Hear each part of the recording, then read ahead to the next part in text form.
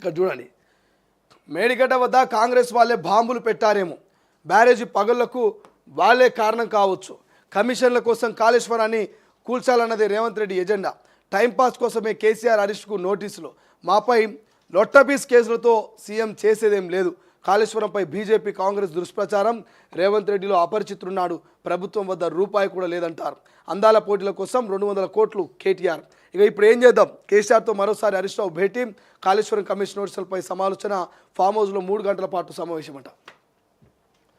కాళేశ్వరం ప్రాజెక్టులో కీలకమైన మేడిగడ్డ బ్యారేజీ పగులకు కాంగ్రెస్ వాళ్ళే కారణం కావచ్చని, వాళ్ళే బాంబులు పెట్టారని అనుమానం కలుగుతుందని బీఆర్ఎస్ వర్కింగ్ ప్రెసిడెంట్ కేటీఆర్ వ్యాఖ్యానించారు.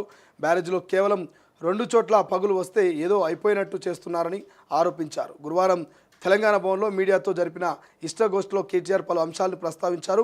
కాసుల కక్కుర్తితో కాళేశ్వరం ప్రాజెక్టులోని బ్యారేజీలు కూల్చాలని, మళ్లీ టెండర్లు పిలిచి 20% నుంచి 30% తీసుకోవాలనేది కాంగ్రెస్ ఆలోచనగా కేటీఆర్ చెప్తుంది. ఇక్కడ నేను కేటీఆర్ గారిని క్లియర్ అడుగుతున్నా, కేటీఆర్ను నేను క్లియర్గా అడుగుతా ఉన్నా.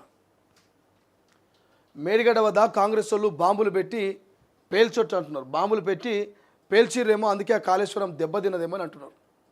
ఇక రేపు మరి 7 లక్షల 8 లక్షల కోట్ల రూపాయలు కూడా మరి కాంగ్రెసే చేసిందేమని చెప్తున్నాం. నాకు తెలిసి 7 లక్షల 8 లక్షల కోట్ల రూపాయల అప్పు కాంగ్రెసే చేసిందని మరి వచ్చే ఎన్నికల్లో చెప్తారేమో నాకు తెలిసి కేటీఆర్. చిన్న అర్థం పర్థం ఉండాలి. కాళేశ్వరం లాంటి అంత పెద్ద నిర్మాణం జరిగినప్పుడు మరి బాంబులు పేల్చి మరి దాన్ని పలగొట్టి బదనాం చేయాల్సినటువంటి అవసరం నిజంగా కాంగ్రెస్ పార్టీకి ఉందంటారా? అంటే అంత దారుణానికి కాంగ్రెస్ పార్టీ ఒడిగొడతా అనుకోవచ్చా? సో ఇలా కేటీఆర్ గారు మాట్లాడేటువంటి మాటలకు అర్థం పర్థం లేదు. తెలంగాణ ప్రజలు కూడా నమ్మలేకపోతున్నారు.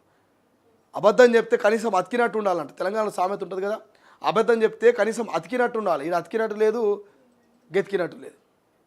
అరే బాంబు పెట్టేటన్నా కాళేశ్వరం ప్రాజెక్టుని పేలుస్తారానే? మరి బాంబు పెట్టి పేల్చేంత వరకు వీళ్ళు చూసుకుంటూ కూర్చుంటున్నారు. ఆడ మొత్తం కాళేశ్వరం అంతా కూడా మీ అండర్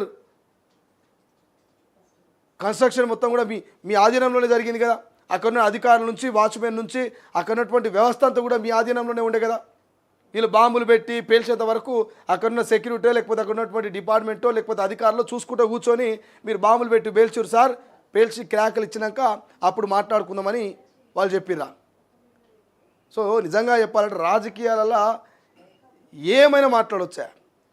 ఇటు నుంచి అటు మాట్లాడవచ్చు, అటు నుంచి ఇటు మాట్లాడవచ్చు. షాప పిల్ల డైపులు కొడుతుంది కదా, ఏదో ఇట్లా షాప్ అనైనా దాన్ని ఏమంటారు, డైప్ కొట్టినట్టు, నీళ్ళలో డైప్ కొట్టినట్టు ఎటైనా దుంకొచ్చు, ఏమైనా మాట్లాడవచ్చు. ఈ బాంబులు పెట్టుడేంది, పేల్చుడేంది? ఇక చూడండి, కమిషన్ల కోసమే కాళేశ్వరాన్ని కూల్చాలన్నదే రేవంత్ రెడ్డి ఎజెండానంట.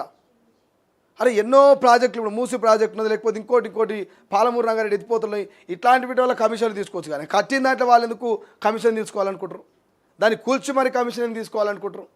సో కేటీఆర్ గారు మాట్లాడుతూ ఉంటే ఇలా గమ్మత్ అనిపిస్తున్నది. ఇక టైంపాస్ కోసమే కేసీఆర్ హరీష్కు నోటీసులు అంట. టైంపాస్ కోసం నోటీసులు పంపిస్తారా? గతంలో 10 ఏళ్ళ అధికారంలో ఉన్నది మీరు, 10 ఏళ్ళు ముఖ్యమంత్రిగా కేసీఆర్ గారు, మంత్రిగా హరీష్ రావు ఉన్నారు. మరి వాళ్ళ ఆధీనంలోనే అటు ముఖ్యమంత్రి, ఇటు ఇరిగేషన్ శాఖ మంత్రి, మరి ఇద్దరు ఆధీనంలో కాళేశ్వరం జరిగినప్పుడు మరి వాళ్ళకు పంపించకపోతే కాళేశ్వరంలో వాచ్మెన్కో, కాళేశ్వరంలో ఉన్న మరి కానిస్టేబుల్కో పంపిస్తారా నోటీసులు? అప్పటి మంత్రులకు, ముఖ్యమంత్రికి పంపించకపోతే నోటీసులు అక్కడ ఉన్నటువంటి కానిస్టేబుల్కో లేకపోతే అక్కడ ఉన్నటువంటి వాచ్మెన్కో పంపిస్తారా అనే నోటీసులు? నాకు అర్థం కాదు. ఇవి టైంపాస్ నోటీసులట.